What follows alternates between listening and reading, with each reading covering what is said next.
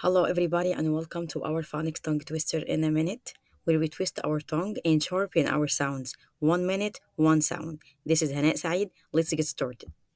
Today we are gonna talk about letter Y as in ye, ye. Ye sound is very interesting. Why? Let's check together.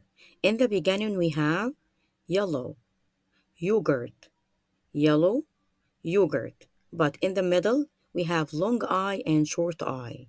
Long I as in style, style, cry, cry. Short I like gym, gym, meth, meth.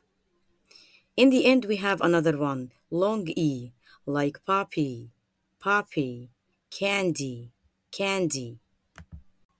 It's time for our tongue twister now, so be active. Let's listen first and we can break it down together. Yellow yarn yanked by young Yasmin in the yard. Again. Yellow yarn yanked by young Yasmin in the yard. Okay. Yellow yarn yanked by young Yasmin yawned in the yard. Again.